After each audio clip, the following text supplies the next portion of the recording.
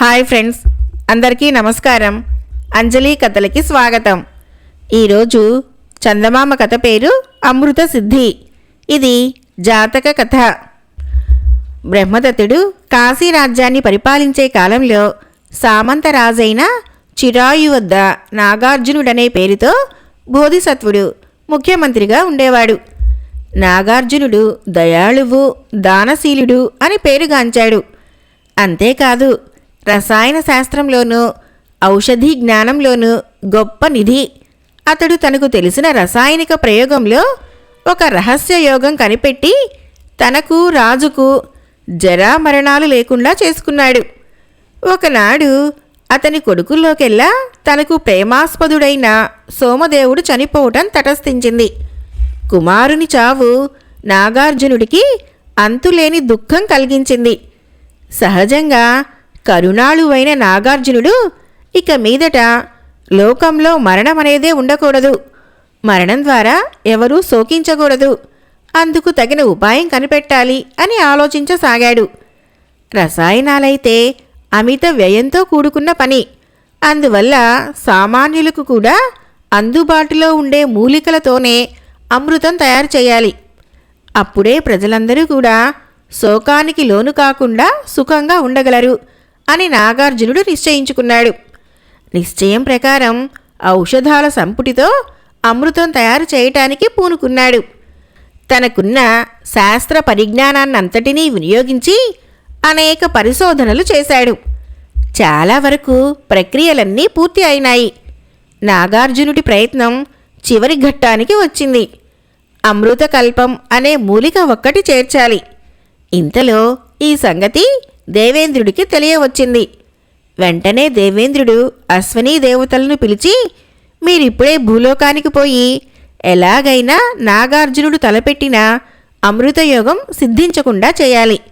సామదాన భేద దండోపాయాలన్నింటినీ ప్రయోగించండి. తక్కిన పని నేను చూస్తాను అన్నాడు. అశ్వనీ దేవతలు మారు రూపాలతో భూలోకానికి దిగివచ్చి నాగార్జునుణ్ణి దర్శించి కుశల ప్రశ్నలు ప్రారంభించారు. మంత్రి పుంగవ, రాజ్యాలనే తలక్రిందులు చేయగల యుక్తులు తెలిసిన ఘనుడవైన నీకు తెలియని విషయం లేదు. కానీ ఇప్పుడు బ్రహ్మ సంకల్పానికే నిరోధం కలిగించడానికి సాహసిస్తున్నావు. మానవుల ధర్మగతి అయిన మరణాన్ని నువ్వు అమృత సిద్ధి చేత ప్రతిబంధించినట్లయితే సృష్టి పరిపాలనే తారుమారైతుంది గదా. మానవుడు ఒక్కడూ చావకుండా ఉంటే ఎన్ని లోకాలైనా సరిపోగలవా?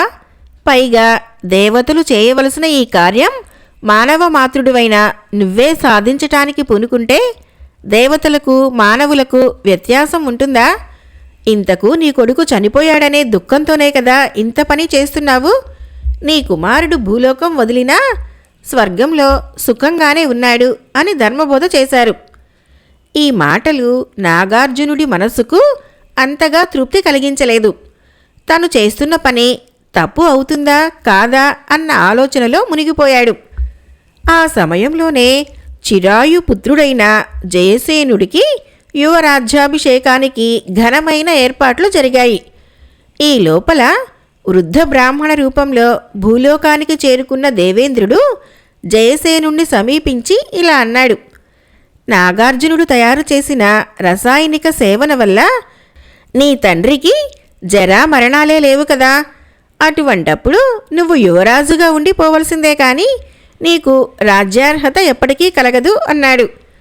ఆ మాట విన్న జయసేనుడు విచారంతో కుంగిపోయాడు. ఆ వృద్ధ బ్రాహ్మణుడు, నాయనా, ఈ పాటి దానికే విచారించగు. నీ కోరిక నెరవేర్చటానికి సులువైన ఉపాయమున్నది. రోజు భోజనం ముందు ఎవరేమి అడిగినా లేదనకుండా ఇవ్వటం నాగార్జునుడికి మామూలు. రేపు నువ్వు ఆ వేళకు వెళ్ళి ఏమాత్రం జంకకుండా నాకు నీ తల కావాలి అని అడుగు. తర్వాత ఏం జరుగుతుందో నువ్వే చూద్దువుగాని అని మనసుకు నచ్చేటట్లు నూరిపోశాడు. రాజ్యకాంక్షతో ఉన్న జయసేనుడు మరునాడు భోజనాల వేళ నాగార్జునుడి వద్దకు వెళ్ళి సరిగ్గా వృద్ధుడు చెప్పినట్లే కోరాడు. నాగార్జునుడు కొంచెమైనా సంశయించకుండా తన కత్తి జయసేనుడు చేతికిచ్చి, నాయనా, తల తెగ్గొట్టి తీసుకో, భయపడకు అన్నాడు. రసాయన ప్రభావం వల్ల నాగార్జునుడి శరీరం వజ్రకాయమై ఉండటం వల్ల జయసేనుడు ఎన్నిసార్లు నరికినా కత్తి తూలుతూనే ఉంది, కానీ నాగార్జునుడి తల మాత్రం తెగలేదు. ఈ సమాచారం ఒక్క త్రుటిలో రాజుకు తెలిసి ఆయన ఆత్రంతో పరిగెత్తి వచ్చాడు. కొడుకు చేస్తున్న పనికి విచారించి వాడిని వారింపబోయాడు. అప్పుడు నాగార్జునుడు, మహారాజా, యువరాజు కోరిన కోరికకు పూర్వాపరాలు అన్నీ నాకు తెలుసు. అతడు నిమిత్త మాత్రుడు కనుక అతడిని ఆటంకపరచవద్దు. ఇప్పటి వరకు గత జన్మలలో నేను 99 సార్లు లేదనకుండా నా తల కొట్టి ఇచ్చి ఉన్నాను. ఇది 100వది. ఈ కొంచెంలో వెనకంజ వేశానని అపకీర్తి రాకుండా మాట దక్కించవలసిన భారం మీపై ఉన్నది అంటూ ఆఖరిసారిగా భక్తితో రాజును ఆలింగనం చేసుకున్నాడు. తర్వాత తన వద్ద ఉన్న మూలికలలో ఒకటి తీసి కత్తికి రాసి జయసేనుడితో, ఇప్పుడు కొట్టు నాయనా అన్నాడు. జయసేనుడు ఈసారి కత్తితో నరకగానే నాగార్జునుడి తల కాడ నుంచి ఊడిన కమలంలాగా క్రింద పడిపోయింది. ఆ దృశ్యం చూడలేక రాజు కూడా ప్రాణత్యాగం చేయటానికి సిద్ధమయ్యాడు. అప్పుడు కింద పడిన నాగార్జునుడి మొండితల, రాజా, విచారించకు, ఎన్ని జన్మలైనా నీతోనే ఉంటాను అంటూ ప్రాణం విడిచింది. రాజు పూర్తి విరాగి అయ్యాడు. వెంటనే కొడుక్కి పట్టాభిషేకం కట్టి తను తపస్సు చేసుకోవటానికి అడవులకు వెళ్ళిపోయాడు. ఈ విధంగా జయసేనుడికి రాజ్యం లభించింది. దేవేంద్రుడి వ్యూహం కూడా నెరవేరింది. కథ అయిపోయింది. ఫ్రెండ్స్, మరొక కథ చెప్పుకుందాం. కథ పేరు నాట్య ప్రశంస. లక్షణ దేశంలో చూడామణి అనే నర్తకి ఉండేది. ఆమె అనేక రాజసభలలో తన నాట్య కౌశల్యాన్ని ప్రదర్శించి అందరి చేత తనకు తానే సాటి అనిపించుకున్నది. ఒకసారి ఆమె మాళవరాజు కొలువులో తన నాట్య విద్య ప్రదర్శించింది. ఆమె నాట్యం చూసి రాజుతో పాటు సభలోని వారంతా ముగ్ధులైపోయారు. రాజు బహుమతులు ఇవ్వబోతున్న సమయంలో ఆమె, మహారాజా, నాట్యశాస్త్రంలో ప్రమాణ గ్రంథం రాసిన లలితాచార్యుల వారిప్పుడు మీ ఆస్థానంలోనే ఉన్నారు కదా, నన్ను గురించి వారు 4 మాటలు చెప్పడం కన్నా నాకు వేరే బహుమానాలెందుకు అన్నది. రాజు చూడామణి వినయానికి ముచ్చటపడి లలితాచార్యుణ్ణి మాట్లాడవలసిందిగా కోరాడు. లలితాచార్యుడు తన ఉన్నతాసనం మీద నుంచి లేచి, చూడామణి నాట్య విద్యలో పరిపూర్ణమైన ప్రజ్ఞ సాధించాలనుకుంటున్నది. ఇందుకుగాను ఈమె నేర్చుకోవలసిన కొన్ని మెలకువలు చెబుతాను అంటూ నాట్యశాస్త్ర సంబంధమైన కొన్ని ముఖ్య విషయాలు చెప్పాడు. అంతేగాని చూడామణి అంతకు ముందు చేసిన నాట్య ప్రదర్శనను గురించి ఒక్క మాట కూడా చెప్పలేదు. మరుసటి రోజున లలితాచార్యుడి దగ్గరకు చూడామణి సేవకుడు ఒకడు వచ్చి తన యజమానురాలు ఇవ్వమన్నదంటూ ఒక ఉత్తరంతో పాటు విలువైన పట్టుబట్టలు, అందంగా మూటగట్టబడిన వస్తువు ఒకటి ఆయనకు ఇచ్చాడు. లలితాచార్యుడు ఉత్తరం మడతలు విప్పి చదివాడు. అందులో ఇలా ఉన్నది: రాజులెందరి చేతనో సన్మానాలందుకొని నాట్య విద్యలో దిట్ట అనిపించుకున్నాను. అలాంటి నేను నాట్యశాస్త్రం అవపోసన పట్టిన మీకు ఏదైనా కానుక ఇవ్వకుండా ఈ దేశం విడిచిపోవటం ఇష్టం లేదు. నేను ఎప్పుడూ గుర్తుండాలని ఆశిస్తూ ఈ బహుమానం పంపిస్తున్నాను. లలితాచార్యుడు మూట విప్పి చూసి ఎక్కడలేని ఆశ్చర్యం పొందాడు. అందులో తుక్కు దుగరా తప్ప మరే వస్తువు లేదు. చూడామణి అహంకారానికి ఆయన ఒక్క క్షణం నివ్వెరపడినా తమాయించుకొని ఆమెకు ఇలా ఉత్తరం రాశాడు: నువ్వు పంపిన బహుమతి అందింది. పైన కట్టిన పట్టుగుడ్డ అందంగా ఉండే నిన్ను గుర్తు చేస్తుంటే లోపల నువ్వు పెట్టి పంపినవి నీ మనసు ఎలాంటిదో తెలిపాయి. నువ్వు ఇచ్చుకోగలిగినవి, నీ తాహతుకు తగినవి అయిన వస్తువులే నాకు బహుమానంగా పంపావు. నీ బహుమతి నిన్ను ఎప్పుడూ గుర్తుండేలా చేసింది. సేవకుడు ఆ ఉత్తరం తీసుకుపోయి చూడామణికి ఇచ్చాడు. అది చదివాక ఆమెకు తాను చేసింది ఎంత పెద్ద తప్పో తెలిసి వచ్చింది. ఆమె లలితాచార్యుడి దగ్గరికి వెళ్ళి ఆయనను క్షమాపణ కోరి సాష్టాంగపడింది. లలితాచార్యుడు ఆమెను లేవదీసి, నువ్వు చక్కటి నాట్యకత్తెవు. ఈ విషయంలో నేనేనాడూ సందేహపడలేదు అన్నాడు. చూడామణి ఆశ్చర్యంగా, ఈ సంగతి మీరు నిన్న సూచనప్రాయంగా అయినా సభలో అని ఉంటే నేను ఈ తప్పు చేసి ఉండేదాన్నే కాదు. బహుశా నాలాంటి వాళ్లలో ఉండే సహజమైన అక్కసును బయటపడేలా చేసి గర్వభంగం చేయాలని మీరు భావించి ఉంటారు అన్నది. ఆ మాటలకు లలితాచార్యుడు నవ్వి, నాట్యం చేయటంలో నీకు నిన్ను మించిన వారు మరెవరూ లేరన్న అహంకారం ఉన్నదనటంలో ఎలాంటి అనుమానమూ లేదు. నీ నాట్యాన్ని గురించి సభలో నా అభిప్రాయం చెప్పమనడంలో నీ ఉద్దేశం ఏమిటో నాకు అర్థమైంది. శాస్త్రకారుడిగా పేరు ప్రఖ్యాతులున్న నా దగ్గర నుంచి ప్రశంసలు పొంది నాట్యకత్తెగా నీకిదివరకే ఉన్న ఖ్యాతిని మరింతగా ఇనుమడింప చేసుకోవాలనుకున్నావు, అవునా అన్నాడు. చూడామణి లలితాచార్యుడికి నమస్కరిస్తూ అవునన్నట్లు తల్లాడించింది.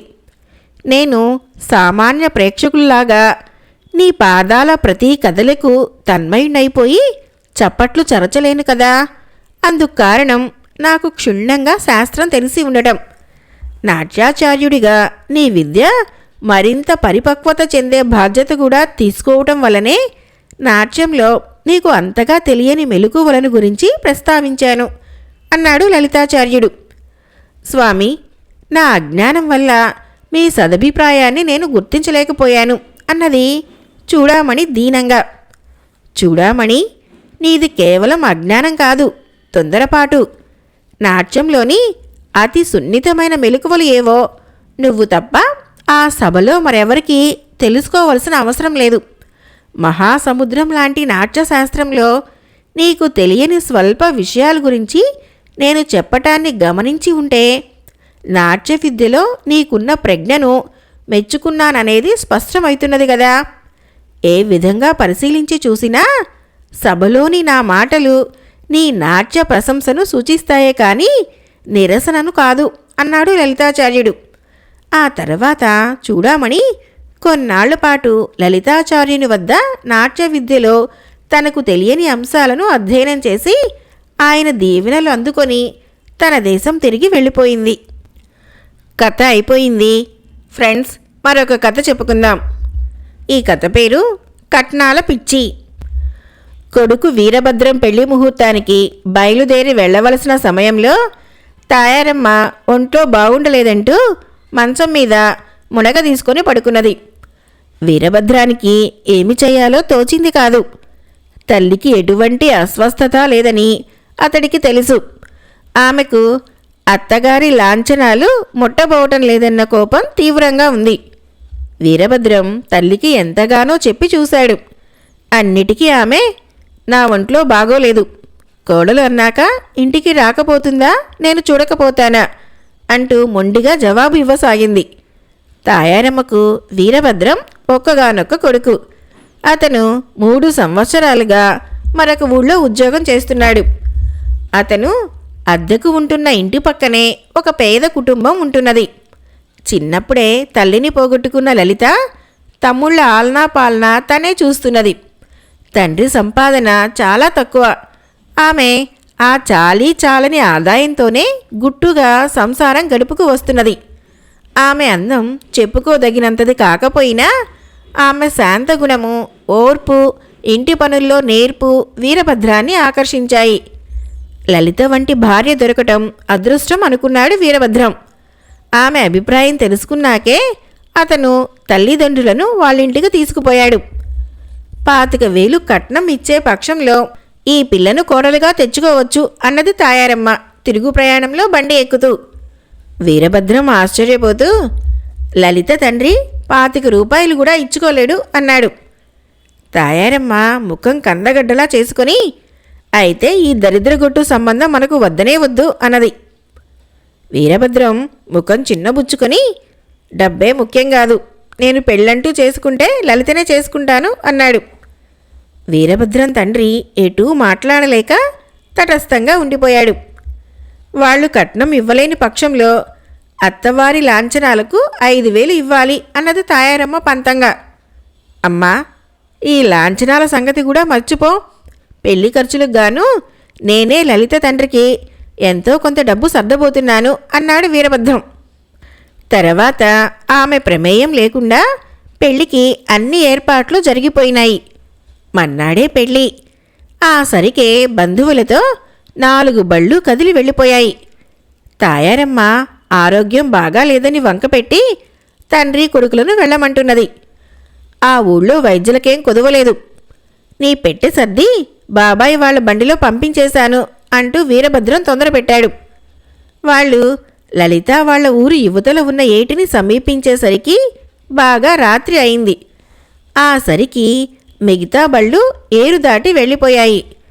వీరభద్రం వాళ్ళున్న బండి ఏటిని సమీపిస్తూ ఉండగా ఏటిలోకి కొత్త నీరు రావటంతో బాగా పొంగి ఉన్నది. వంతెన మీదుగా నీరు ప్రవహిస్తున్నది. ఏరు తీసేదాకా మనం ఈ ఒడ్డున ఉండిపోవలసిందే అన్నాడు బండివాడు. మర్నాటి ఉదయాన్నే పెళ్లి ముహూర్తం. వీరభద్రం దిగాలు పడిపోతూ ఏరు ఎప్పటికి తీసేటట్టు అని బండివాణ్ణి అడిగాడు. చెప్పలేం, అర్ధరాత్రికే తీయవచ్చు, అలా కాక 4-5 రోజులు పట్టినా పట్టవచ్చు అన్నాడు బండివాడు. ఆ మాటలు విన్న తాయారమ్మ బండిలో ఉత్సాహంగా లేచి కూర్చున్నది. అంతలో పెద్ద పెట్టున గాలి దుమారం ఆరంభమైంది. ఏటిగట్టుకు దగ్గరలో కాస్త పెడగా ఒక పెంకుటిల్లు ఉన్నది. బండివాడు బండిని ఆ ఇంటి ముందుకు తీసుకుపోయాడు.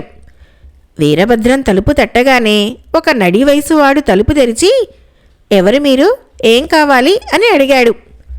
వీరభద్రం అతడికి సంగతి చెప్పి, బయట చీకటితో పాటు గాలి దుమారం కూడా లేచింది. ఏరు తీసేదాకా కాస్త మీ ఇంట్లో తలదాచుకోదలిచాము అన్నాడు. మాది లంకంత ఇల్లు, పెళ్ళి ఈ ఇంట్లో చేసుకోదలుచుకున్నా నాకు అభ్యంతరమేం లేదు అని నవ్వుతూ ఇంటి అతను లోపలికి దారి తీసి పెద్దగా, అమ్మా రాగిణి, మన ఇంటికి అతిథులొచ్చారు అంటూ కేకపెట్టాడు.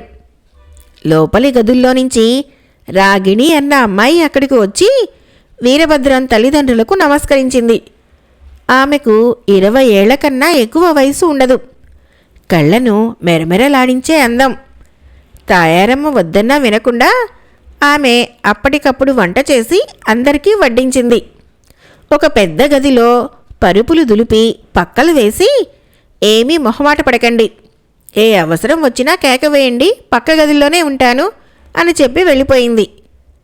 తాయారమ్మకు రాగిణిని చూస్తూనే మనసులో కొత్త ఆలోచనలు బయలుదేరాయి. అందమైన పిల్ల, ఇంటాయనకు ఒక్కగానొక్క కూతురులా ఉంది. లాంఛనాల మాట అలా ఉంచి ఈ పిల్లను చేసుకుంటే అందగత్తైన కోడలితో పాటు ఏటు ఒడ్డున ఉన్న బహు ముచ్చటైన ఇల్లు కూడా తమదైతుంది. ఏరు మన మంచికే పొంగినట్టున్నది అన్నది తాయారమ్మ ఉత్సాహంగా. అదేం మాట, ఏరు త్వరగా తీస్తే మనం తెల్లవారి ముహూర్తం వేళకు ఆ ఊరు చేరుకోవచ్చు అన్నాడు వీరభద్రం. ఆ ముహూర్తానికే రాగిణి మెళ్ళో 3 ముడులు వేస్తే సరిపోతుంది అన్నది తాయారమ్మ. వీరభద్రం ఉలిక్కిపడి, నీకేమన్నా మతిపోయిందా అమ్మా అన్నాడు కోపంగా. తాయారమ్మ తను కోపం తెచ్చుకొని, ఈ అమ్మాయికి అందం ఉంది, వచ్చిన వాళ్లను ఆదరించడం తెలుసు, ఏదో కొంత కట్నం ముట్ట చెప్పగల వాళ్ళలాగానే కనిపిస్తున్నారు అన్నది. పెళ్ళంటే కట్నం వసూలు చేయడమేనా? నాన్నకు తాతయ్యకు ఎంత కట్నం ఇచ్చాడో విన్నాలే అన్నాడు వీరభద్రం. వీరభద్రం తండ్రి తల పక్కకు తిప్పుకొని చిన్నగా నవ్వుకున్నాడు. తాయారమ్మ గతుక్కుమని, అయినా ఆ రోజులు వేరు. తెల్లవారగానే నేను రాగిణి తండ్రితో మాట్లాడి ఈ పెళ్లికి ఒప్పిస్తాను, కాదు ఆ పొంగుతున్న ఏట్లో హరి అంటాను అన్నది. ఈ కొత్త సమస్యకు పరిష్కార మార్గమేమిటో వీరభద్రానికి అర్థం కాలేదు. అతడు ఆలోచిస్తూ నిద్రలోకి జారుకున్నాడు. తిరిగి అతడికి మెలకువ వచ్చేసరికి తెల్లవారుతున్నది. కిటికీలో నుంచి వంతెన స్పష్టంగా కనిపిస్తుంది. అప్పటికే నిద్రలేచిన తాయారమ్మ వీరభద్రంతో, ఇక ప్రయాణం అవుదామనుకుంటున్నావేమో, అదేం కుదరదు, నీ పెళ్లి రాగిణితో జరగవలసిందే అంటూ రాగిణిని కేక వేస్తూ లోపలి గదుల్లోకి వెళ్ళింది. తర్వాత 1-2 నిమిషాలు జరగకుండానే తాయారమ్మ పెట్టిన కేక విని వీరభద్రము తండ్రి అక్కడికి పరిగెత్తారు. ఇల్లంతా నిశ్శబ్దంగా ఉన్నది. ఇంటి పెరటి వైపు తలుపులు బార్లా తెరిచి ఉన్నాయి. తాము వెంట తెచ్చిన పెట్టె పెట్టిన చోటు ఖాళీగా ఉన్నది. వణుకుతున్న తాయారమ్మ చేతిలో ఒక కాగితం ముక్క ఉన్నది. వీరభద్రం దాన్ని తీసుకొని చదివాడు. అందులో ఇలా ఉన్నది: ఈ ఇల్లు మాది కాదు. ఇంటివాళ్ళు యాత్రకు వెళ్లారని తెలిసి మారుతాళం చెవులతో ఇంట ప్రవేశించాము. ఎక్కడా ఒక్క విలువైన వస్తువు లేదు. పెళ్లికి వెళుతున్న మీ పెట్టెలో విలువైన వస్తు సామాగ్రి ఉంటుందని మాకు తెలుసు. దాని తాళం బద్దలు కొట్టి మీకు నిద్రాభంగం కలిగించడం ఎందుకని అలాగే ఎత్తుకుపోతున్నాం. ఏరు మా మంచికే పొంగినట్లున్నది. కళ్ళనీళ్లతో దిక్కులు చూస్తున్న తల్లితో వీరభద్రం: అమ్మా, దిగులు పడకు. నీ నగలు వడ్డాణం అన్నీ బాబాయి వాళ్ల బండిలో పంపాను. నువ్వు కావాలనుకున్న ఈ అందమైన కొడలు అత్తవారింటికి వచ్చిన మర్నాడే ఇల్లంతా దోచుకుని పారిపోయి ఉండేది అన్నాడు. తన నగలు, విలువైన చీరలు పోనందుకు తాయారమ్మ సంతోషిస్తూ పెద్ద గండమే తప్పింది.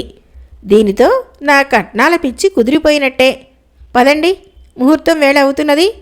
కాబోయే కోడలికి నా నగలన్నీ పెట్టి అలంకరించాలి అన్నది.